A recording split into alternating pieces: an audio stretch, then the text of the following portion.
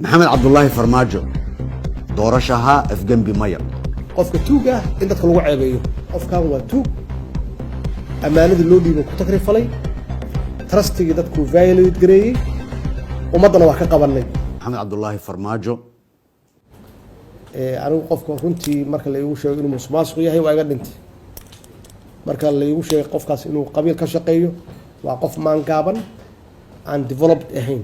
qofkaasna bulsho uma adeegi karo inta laabooyinkii uu qaaday madaxweynihii hore maxamed cabdullaahi farmaajo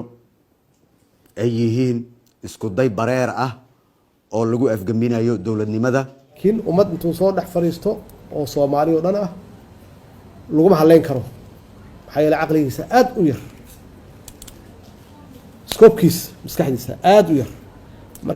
farmaajo ka sokow inuu shuruucda dalka ku xadgudbay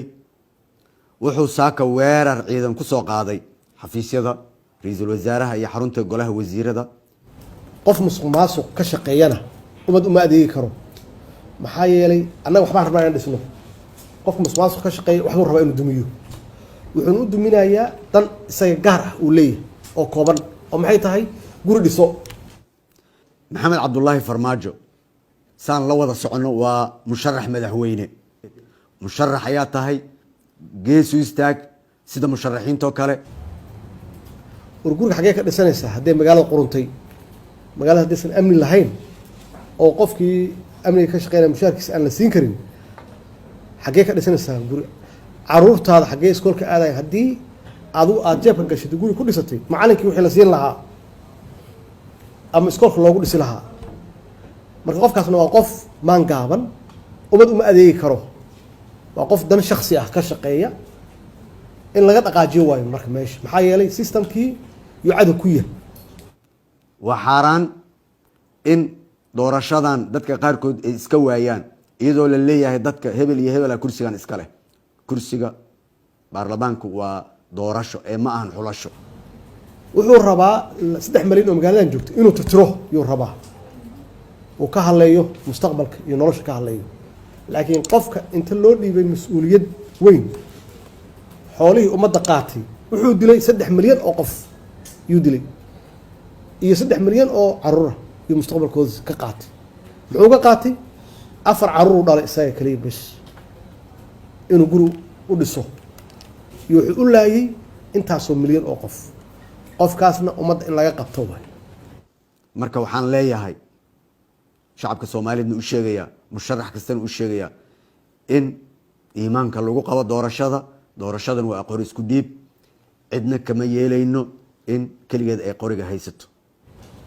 waa disease waa cancer in laga qabto waay in loo dulqaato maaha marka loo ogaado qofkaas haddii aan xiri karno aan xirno haddii in loo cayb asturo maaha shaqada laga qaado laakiin haddaan qaban karno aan qabanno hadduu qofkaas is og yahayna inuu iskaga tagaa roon shaqada intii la cibaysan lahaa hal heeska maanta waa doorashaha afgambi maya program ah qofka tuuga ah in dadka lagu ceebeeyo masawirkiisa idaacadaha laga soo daayo leeyahay qofkan waa tuug amaanada loo dhiibay ku takrifalay trustiga dadku violate gareeyay umadana waa ka qabanay qaybta dhulka oo la yiraahdo waxba la kala habeeyaa oo cilmiyo badan ay jiraan ma fahamteen cilmiyadaas naga dhaaf dalka ku dhisi weynay ma aqaan hawlwadeennada hawshaas qabta halka 3 arrimood iigu dadaala haddaan rabtaan inaan kala ammaan helno ya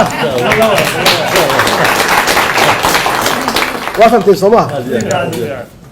dib u dhiska iyo soo celinta bilicda magaalada iyo qurxinteeda iyo adeeg dadka la siinayo koow Soomaha laba hufnaan iyo musuqmaasuqa in laga fogaado ta saddexaad aqoontiina kor inaad qaadaan iyo xirfadiina ya